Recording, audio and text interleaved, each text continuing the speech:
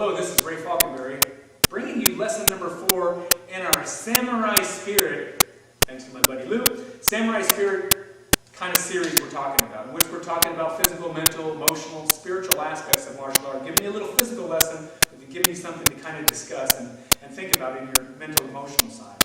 So this next kick, we've covered the front kick, we've covered stances first, was in lesson 1, the front kick, side kick. We're now going to go into a round kick. Sometimes you'll hear it called a roundhouse kick.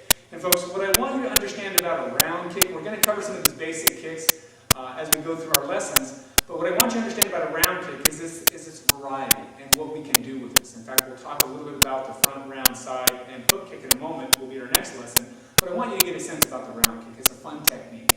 So, and then we'll talk a little bit at the end about what we can apply a round kick to in our life.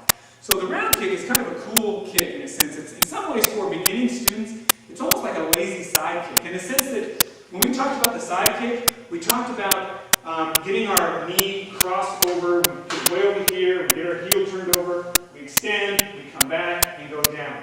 Well, a round kick is kind of similar, except if, again, just so I don't lose my balance, which I wouldn't, but I'll touch here. If I get my heel turned over, instead of bringing my knee way across, I bring my knee to the line of the target. So in essence, what I'm doing is as my knee comes up to my target, I can flick a foot. So you can strike with either the ball of your foot, you can strike with the top of your foot, whichever seems best for you. And again, in every one of these techniques, whether it's a front kick, you can do a front kick from the back foot, you can do a front kick from the front kick, you can do a front kick from the back, jumping, you can have your front foot up. It's the same principle. Same thing with the side kick, same thing with a round kick. Front foot, back, jump front, doesn't matter. But coming back to that round kick, I want you to get a sense of it. When you're throwing your round kick, it's again, you don't transition and go slow. Everything is fluid, but to break it down, I want you to get a sense if we're throwing a backward round kick. I'm going to bring my knee up, I'm going to rotate my foot over, so you'll see my heel point more towards my target. My knee should point relatively towards my target.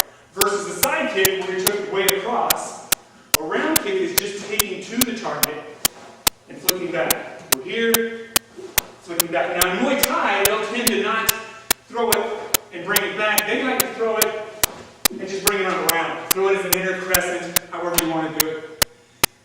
No right or wrong way, it just depends on what you feel like the flow isn't going. But to practice this again, I want you to get used to the bar grip. Heel, up, rotate.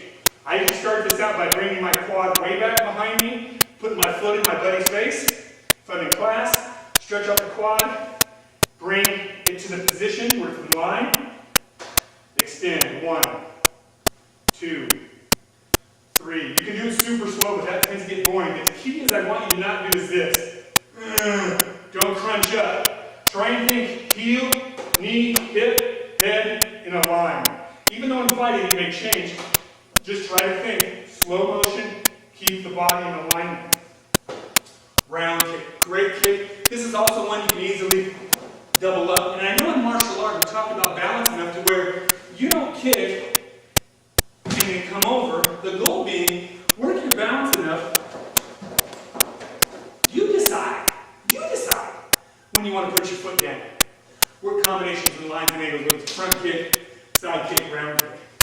Kicking is great fun, folks. We're going to cover one more kick before we move on to some other things in a moment. But I want you to get the idea that developing lines a few minutes a day on the bar is an easy way to develop good technique of your kicks, developing strength, practicing hitting some bags. It's real easy, a lot of fun. Well, in our non-physical lessons, we've talked a little bit about the front kick, we talked about the side kick, facing people on, stepping on the back side. The round kick, I just want you to think about the word.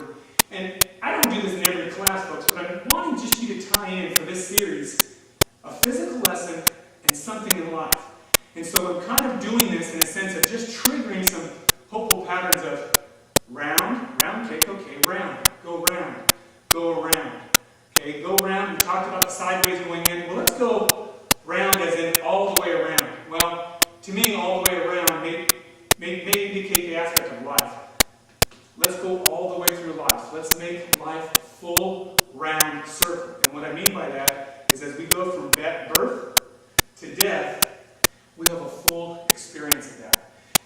mean by that is, folks, begin to consciously believe and create what you want in your life.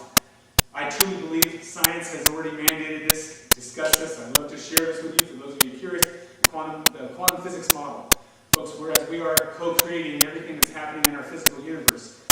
Having said that, what you think, what you believe, what you say is creating your future. So I'm asking you as a martial artist, hoping for you to evolve, hoping for you to want to create the best life you can, is that you begin to see yourself in the full circle of your life, of education and love and happiness and success and prosperity and service and a personal evolution that leaves a great legacy for you. So what I mean by that is fully around the circle your life. Here's a great exercise if you want to consider it. Write an obituary. Write your obituary of how you would want the newspapers to write about you when you decide to die. And I hope you would say something like, this gentleman, if I'm talking about my buddy Lou there, Lou is going to say something like, Lou died today at the age of 97. Lou is survived by his wife Kathy and his kids Sarah and Kevin and Tim. And he did this in life. He worked this way, he did this, he founded this, he pioneered this, he gave to this, he was an advocate of these things. And I want to read about the full life that Lou would have wanted to create for himself, or you wanted to create for yourself. Folks, it's not just an image and positive thinking, that's quantum physics. That's how you create